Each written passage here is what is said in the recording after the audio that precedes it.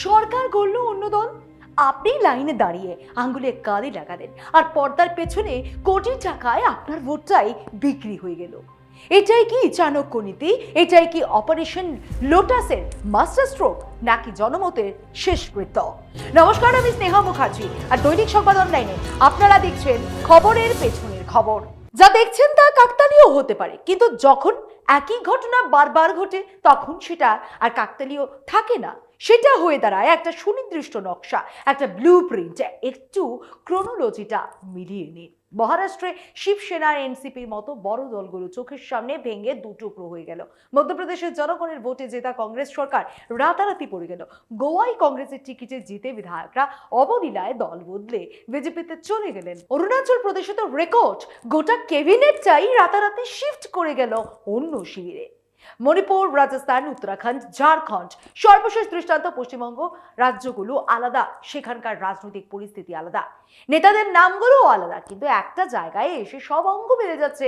প্রতিটা নাটকের শেষে লাভবান হচ্ছে একটাই দল, কে? বিজেপি।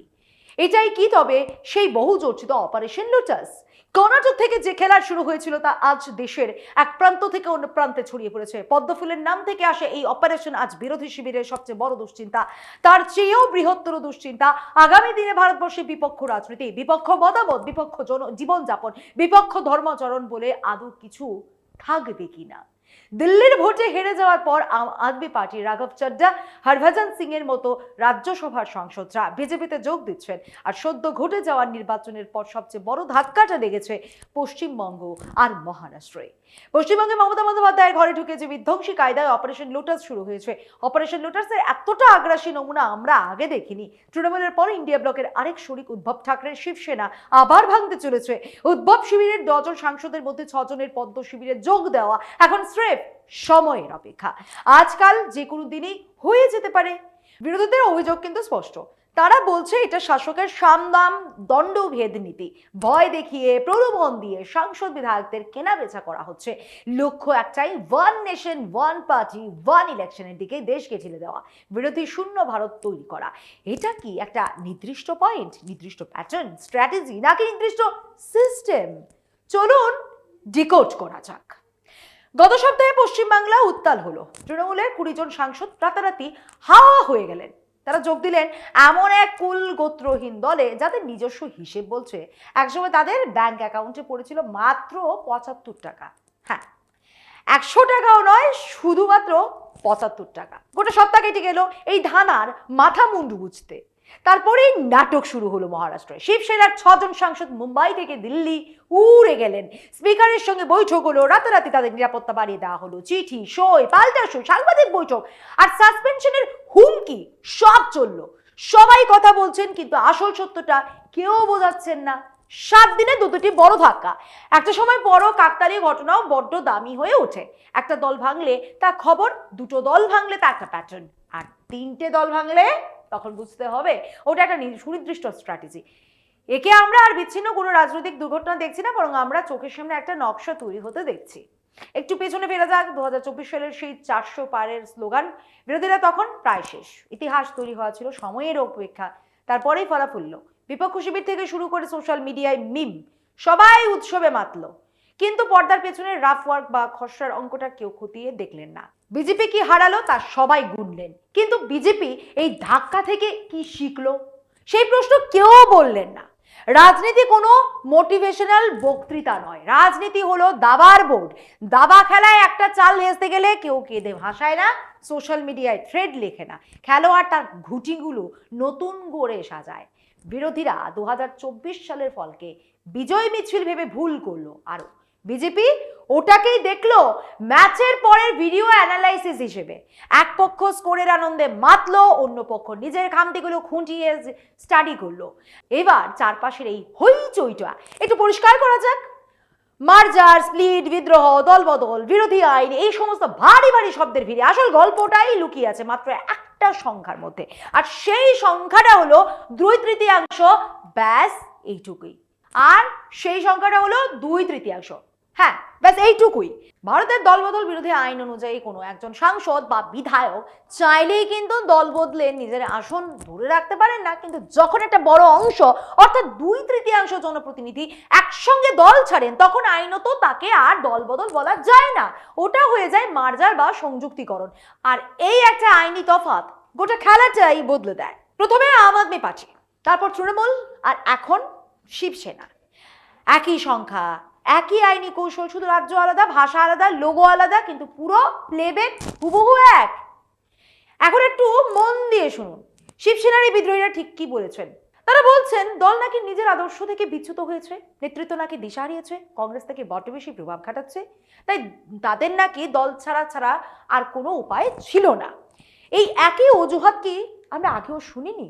তৃণমূলের বিদ্রোহীরাও তো বলেছিলেন নেতৃত্ব দিশাহীন, আম আদমি পার্টির দল ত্যাগীরা বলেছিলেন নেতৃত্ব পথ হারিয়েছে, রোগী আলাদা কিন্তু সবার উপসর্গ এক। যখন 5 জন আলাদা মানুষ 5টা আলাদা হাসপাতালে গিয়ে হুবহু একই ব্যথার কথা বলবেন, তখন আপনি রোগীর দিকে তাকানো বন্ধ করেন।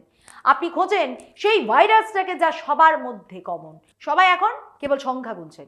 বিজেপির এতজন সাংসদ, কংগ্রেসের এতজন, ইন্ডিয়া জোটের এই খতিয়ান, চমৎকার পাটিগণিত। কিন্তু রাজনীতি কোনোদিন শুধু পাটিগণিত ছিল না। রাজনীতি আসলে জ্যামিতি। পাটিগণিত শুধু বিন্দুগুলো গুনে, কিন্তু জ্যামিতি সেই বিন্দুগুলোকে একে অপরের সঙ্গে জুড়ে দেয়। পাটিগণিত অপমানকে বলে ঘুঁটিগুলো কোথায় আছে, আর জ্যামিতি আপনাকে দেখায় ঘুঁটিগুলো ঠিক কোন দিকে এগোচ্ছে।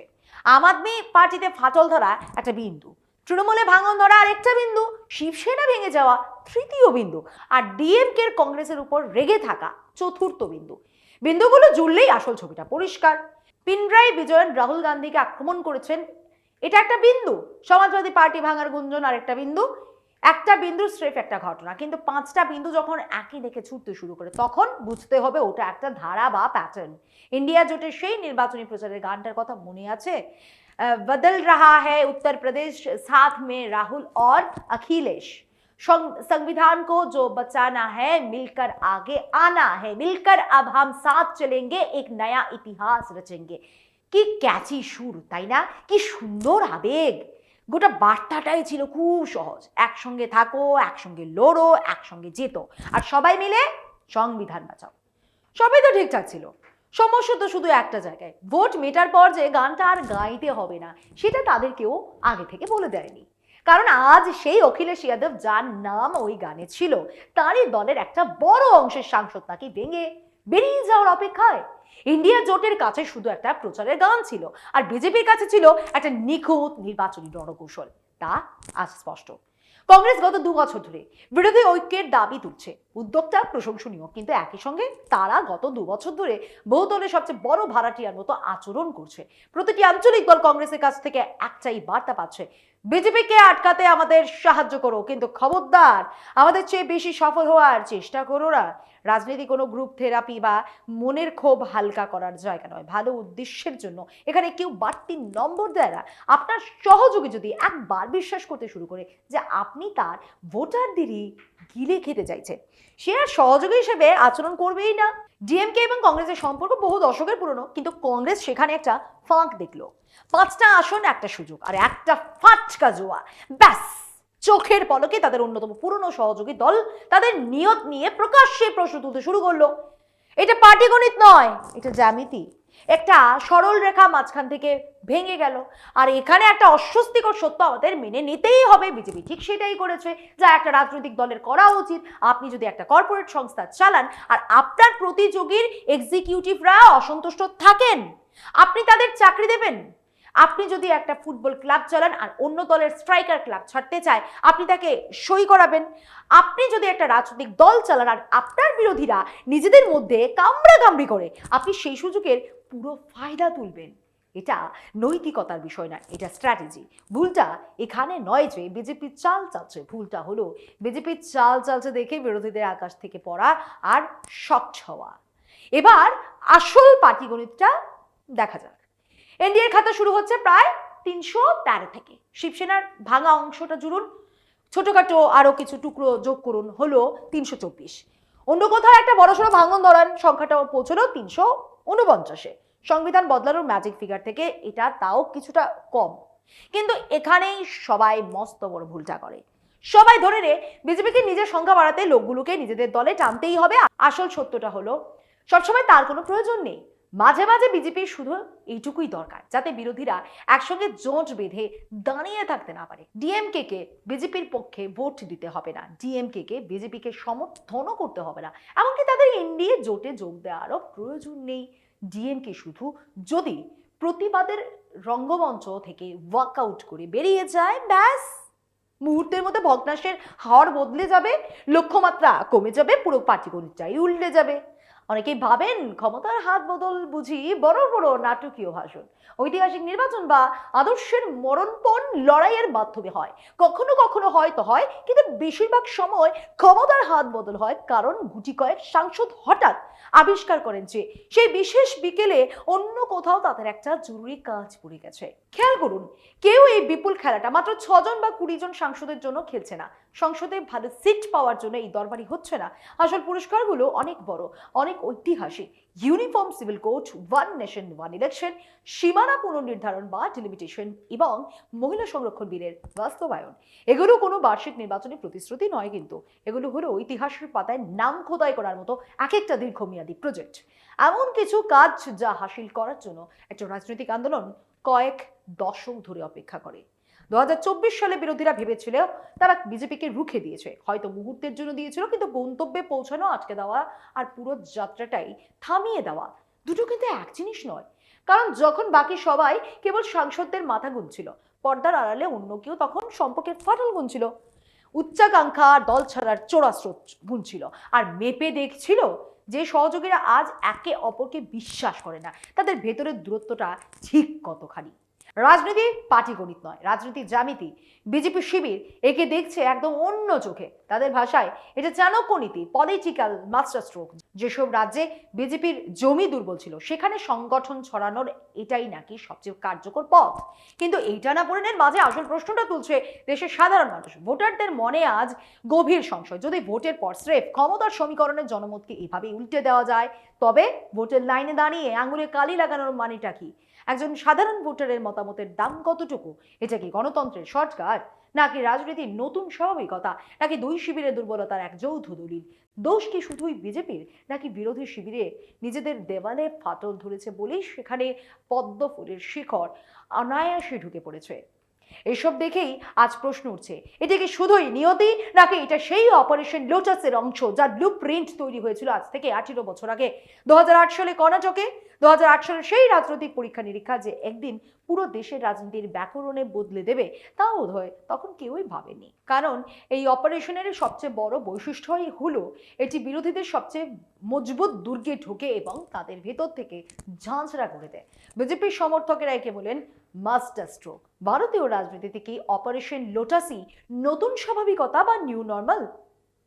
আজ যে অপারেশন লোটাস নিয়ে দেশ জুড়ে এত বিতর্ক, তার জন্ম কিন্তু 18 বছর আগে দক্ষিণ ভারতের কর্ণাটকে।